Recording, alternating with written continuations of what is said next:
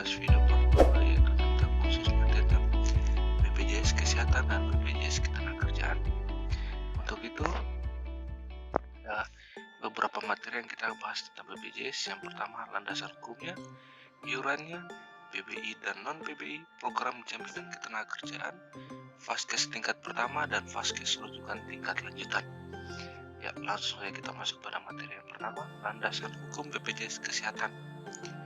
Landasan hukum BPJS Kesehatan ada pada Undang-Undang Dasar 1945, Undang-Undang Nomor 40 Tahun 2004 tentang Sistem Jaminan Sosial Nasional atau SJSN.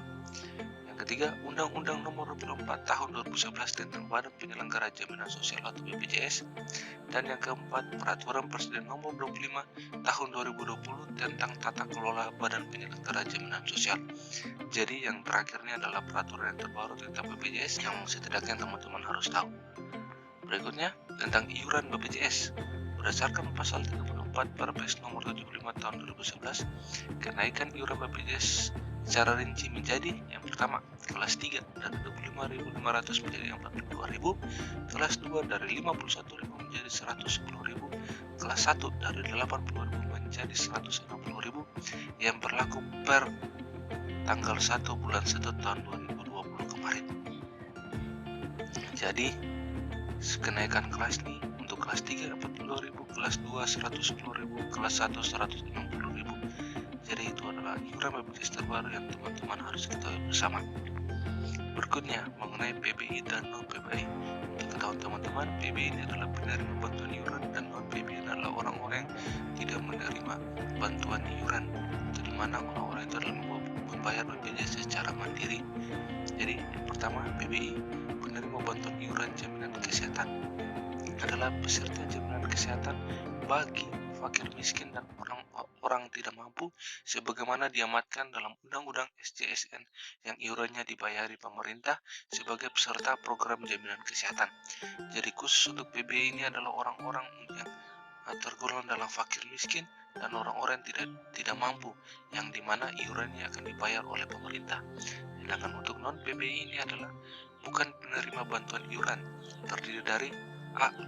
Pekerja penerima upah, yang mana adalah setiap orang yang bekerja pada pemberi kerja dengan menerima gaji atau upah yang terdiri dari PPU penyelenggara negara dan PPU non penyelenggara negara, yang mana PPU penyelenggara negara terdiri dari pejabat negara, pegawai negeri sipil pusat atau daerah, PNS yang dipekerjakan di BUMN atau BUMD, TNI atau PNS TNI, Polri atau PNS Polri, DPRD, dan pegawai non-pegawai negeri atau PPNPN.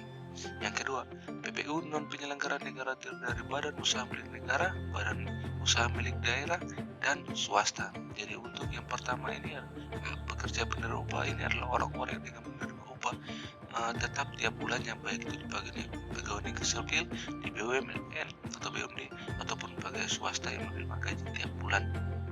Berikutnya, pekerja bukan penerima upah adalah setiap orang yang bekerja atau berusaha atas risiko sendiri yang terdiri dari notaris atau pengacara atau LSM, dokter atau bidang praktik swasta, pedagang atau penyedia jasa, petani atau perenang, nelayan, supir, ojek, motor, dan para pekerja yang mampu membayar iuran. Jadi yang wajib membayar iuran BPJS yang kedua adalah pekerja bukan penerima upah atau orang-orang yang bekerja tiap harinya namun tidak memiliki gaji penghasilan per bulan tapi memiliki penghasilan dan sanggup untuk membayar iuran. Dan yang ketiga, bukan pekerja adalah setiap orang yang bukan termasuk masyarakat yang didaftarkan dan iurannya dibayar oleh pemerintah pusat atau daerah, PPU serta PBPU yang terdiri dari BP penyelenggara negara dan BP non penyelenggara negara.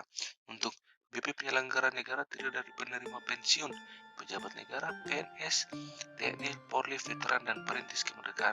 Dan BP non penyelenggara terdiri dari investor, pemberi kerja, dan BP lain yang mampu membayar iuran. Jadi untuk bukan pekerja ini yang wajib membayar iuran adalah orang-orang pensiun, para investor, dan pemberi kerja. Itu yang mereka wajib untuk membayar iuran tanpa dibantu oleh pemerintah. Berikutnya kita masuk pada BPJS Ketenagakerjaan.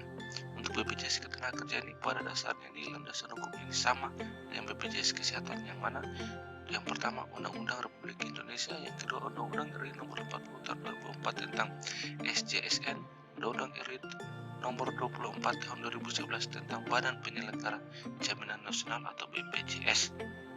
Jadi landasan hukumnya ini sama aja untuk kedua BPJS ini. Nah, untuk program BPJS ini terdiri ada 4 program jaminan yang dikeluarkan oleh BPJS Ketenagakerjaan. Yang pertama, jaminan hari tua atau JHT, yang mana besar iurannya itu 5,7% dari upah, di mana 2% dibayar oleh pribadi dan 3,7% dibayar oleh perusahaan. Ini khusus bagi orang-orang yang bekerja dan menerima upah tiap bulannya. Nah, bukan penerima upah, dia juga bisa ikut serta dalam jaminan hari tua ini dengan membayar maksimal 2% atau maksimalnya 414.000 dari tiap bulannya yang disetornya kepada BPJS untuk mendapat jaminan hari tua nanti. Yang kedua, kita akan masuk pada jaminan kecelakaan kerja. Nah, untuk jaminan kecelakaan kerja ini untuk yang para penerima upah atau para pekerja yang mendapat gaji tiap bulannya ini, dia memiliki tingkat risiko lingkungan kerja yang berbeda. Jadi untuk presentasi iuran ini sangat berbeda-beda dan akan dikaji oleh petugas BPJS, yang bila mana kalau risiko pekerjaan ini untuk mendapat celaka ini adalah risiko sedang, maka presentasi iurannya 0,24%, untuk risiko rendah 0,54%, untuk risiko sedang 0,89%, untuk risiko tinggi 1,27%, dan risiko sangat tinggi 1,74% dari total upah. Besaran iuran untuk bukan penerima upah adalah 1% dari total upah hingga maksimal 207.000 untuk orang-orang yang tidak menerima upah tetap, yang seperti kita lihat tadi untuk para yang bekerja atas risiko sendiri seperti tukang ojek, guru, dokter praktek atau bidang praktek, nelayan, LSM, dan lain-lainnya yang mampu membayar BPJS tapi tidak mendapatkan penghasilan tetap tiap bulannya. Yang ketiga, jaminan kematian. Besaran iuran untuk peserta jaminan kematian yang bekerja di perusahaan adalah 0,3% dari total upah. Ya, secara cukup jelas 0,3% untuk orang-orang yang bekerja atau mendapatkan gaji tiap bulannya. Sementara bukan penerima upah atau orang yang bekerja atas risiko sendiri seperti tukang ojek dan lain-lainnya, itu mereka hanya membayar 6.800 per bulannya. Nominalnya tidak berubah berapapun penghasilan yang Anda miliki. Kita masuk yang keempat, jaminan pensiun. Khusus untuk program jaminan pensiun terbatas untuk karyawan atau orang yang berpenghasilan tetap. Jadi untuk orang-orang yang tidak berpenghasilan tetap tidak akan masuk pada jaminan pensiun ini. Peserta JP harus membayar 3% dari total gaji serta tunjangan tiap bulannya. Penghasilan dihitung ini dalam program maksimal 7 juta. Jika peserta memiliki penghasilan di atasnya, maka nominal iurannya akan tetap 3% dari 7 juta. Jadi apabila teman-teman memiliki gaji di atas 7 juta, tetapi itu nominalnya itu hanya 3% dari 7 juta. Lain halnya untuk orang yang gajinya di bawah 7 juta, tetap juga 3% dari total gajinya. Jadi untuk jaminan pensiun ini, iuran harus dibayar itu adalah 3%, namun hanya terbatas bagi orang-orang yang berpenghasilan tetap tiap bulannya saja. Nah, untuk lebih jelasnya, teman-teman bisa melihat ini pada jaminan yang saya sudah ringkaskan. Untuk jaminan hari tua, besar iurannya itu bagi penerima upah atau karyawan 5,7%, di mana 2% dibayar oleh pribadi atau pekerja dan 3,7% dibayar oleh perusahaan. Sedangkan bukan penerima upah atau pekerja harian sebesar 2%. Untuk jaminan kecelakaan kerja sesuai rasionya yang telah kita lihat tadi, untuk bukan pekerja upah itu 1% atau maksimalnya itu 207.000. Untuk jaminan kematian sendiri, untuk penerima upah itu atau orang yang mendapat gaji tetap tiap bulan 0,3%, sementara untuk bukan penerima upah atau orang pekerja harian seperti tukang ojek, nelayan, dokter praktek atau bidang praktek itu 6.800 per bulannya. Khusus untuk jaminan pensiun ini hanya terkhususkan untuk penerima upah atau orang dengan penghasilan tetap per bulan, yaitu sebanyak 3%. Nah, berikut ini kita akan masuk pada materi terakhir, yaitu BPJS memiliki untuk fasilitas kesehatan dan juga cakupan layanan yang kita dapat pada pelayanan fasilitas kesehatan tingkat pertama dan rujukan tingkat lanjutan. Untuk itu kita kita akan masuk pada yang pelayanan kesehatan tingkat pertama. Nah, untuk pelayanan kesehatan tingkat pertama ini fasilitas kesehatan yang pertama yang kita dapat itu rawat jalan tingkat pertama dan rawat inap tingkat pertama. Nah, untuk mendapatkan fasilitas ini kemana sih kita harus pergi? Ya, yang pertama kita pergi ke puskesmas.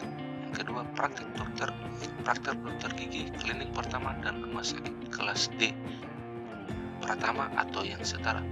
Jadi untuk fasilitas kesehatan tingkat pertama ini bisa didapatkan di puskesmas, praktek dokter, baik itu dokter umum atau dokter gigi, klinik pertama yang juga bisa termasuk untuk milik TNI atau Polri dan rumah sakit kelas D pertama atau yang setara. Sedangkan untuk rawat inap tentu hanya kita bisa dapatkan di klinik, puskesmas dan rumah sakit kelas D. Untuk praktek dokter gigi mungkin tidak ada.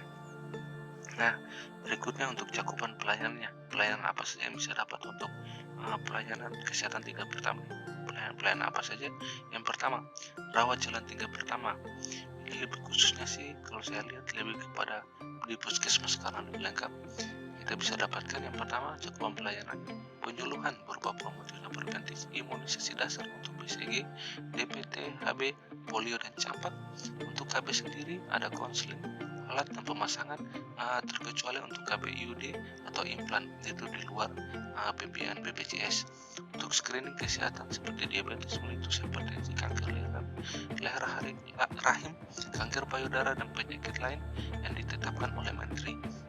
Pemeriksaan pengobatan konsultasi medis, tindakan medis non spesialitik baik operatif maupun non operatif, pelayanan obat dan bahan medis habis pakai, pemeriksaan penunjang diagnosis laboratorium tingkat pertama, pemeriksaan ibu hamil di fase menyusui dan bayi, upaya penyembuhan terhadap efek samping kontrasepsi termasuk penanganan komplikasi KB pasca persalinan dan rehabilitasi medik dasar. Jadi ini pelayanan-pelayanan yang bisa kita dapat secara yang di-cover oleh BPJS seperti penyuluhan, imunisasi dasar, screening, tindakan operatif maupun tindakan medis, pemeriksaan pengobatan konsultasi, obat dan bahan medis, pemeriksaan penunjang, pemeriksaan bagi ibu hamil, upaya penyembuhan terhadap efek samping dan rehabilitasi medik dasar. Jadi itu cakupan pelayanan yang bisa kita dapatkan di dalam program BPJS. Yang kedua, ada pelayanan rawat gigi, pemeriksaan pengobatan dan konsultasi medis, premedikasi kegawat daruratan orodental, pencabutan gigi sulung, pencabutan gigi permanen tanpa penyulit, obat pasca ekstraksi, tumputan komposit atau gizi, scaling gigi 1 kali dalam setahun, rawat inap tingkat pertama, pelayanan darah sesuai indikasi. Jadi inilah beberapa cakupan pelayanan yang bisa kita dapatkan pada pelayanan kesehatan tingkat pertama yang bisa kita dapatkan di puskesmas atau praktek dokter gigi, praktek dokter biasa, klinik pertama atau rumah sakit kelas D yang bekerja sama dengan BPJS.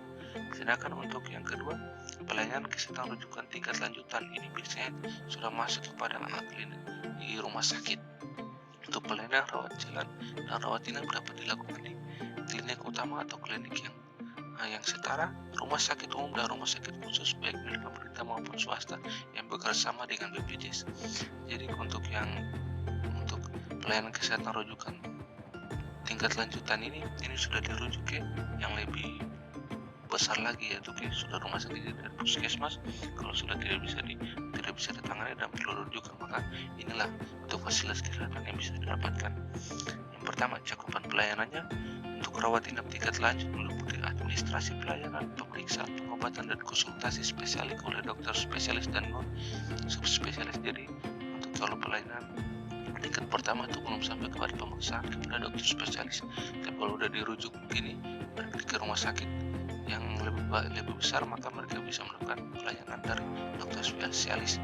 Untuk yang ketiga, tindakan medis spesialis sesuai dengan indikasi medis, pelayanan obat dan bahan medis habis pakai, pelayanan alat kesehatan, pelayanan penunjang diagnostik lanjutan sesuai dengan indikasi medis, rehabilitasi medis, pelayanan darah, pelayanan kedokteran forensik klinik meliputi keterangan medik berdasarkan pemeriksaan forensik orang hidup dan pemeriksaan psikiatrik forensik, dan pelayanan jenazah terbatas hanya bagi peserta meninggal dunia pasca dirawat inap di fasilitas kesehatan yang bekerjasama dengan BPJS tempat pasien dirawat berupa pemulasaran jenazah dan tidak termasuk peti mati. Berikut ini untuk cakupan pelayanan rawat jalan tingkat lanjutan.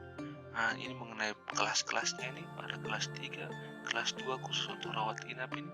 Nah, untuk kelas 3, kelas 2, dan kelas 1. Nah, kita akan bahas dulu mulai daripada kelas 3.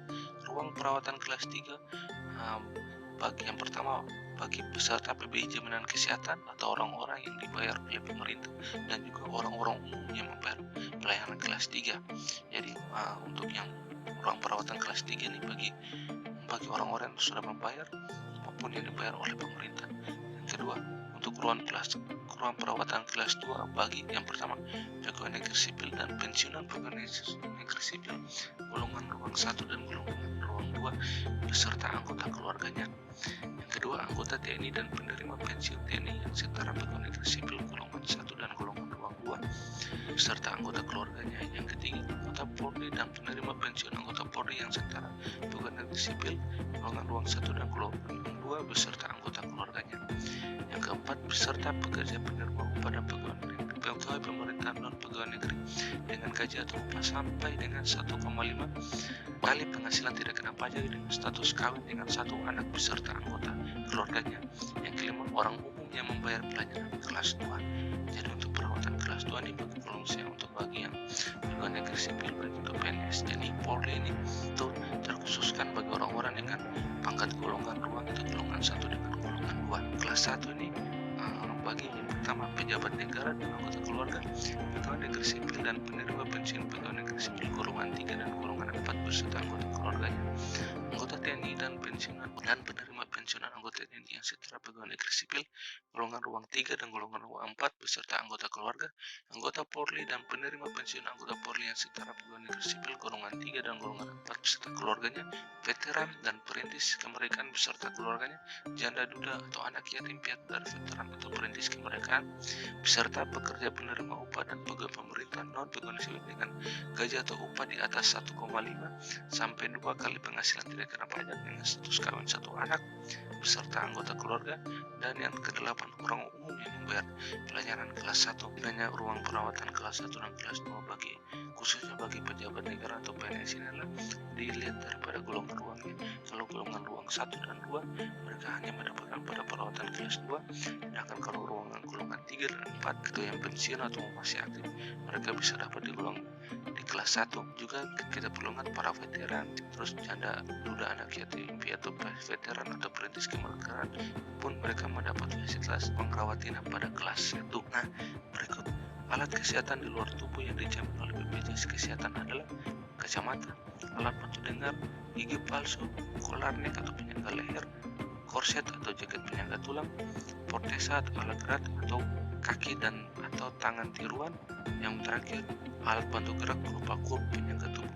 Jadinya ada alat-alat yang dijamin oleh BPJS yang pertama kacamata, alat bantu dengar, gigi palsu, kolar neck, korset, kaki palsu atau tangan palsu dan juga kurung. Itu adalah alat kesehatan yang di cover oleh BPJS yang perlu teman-teman ketahui.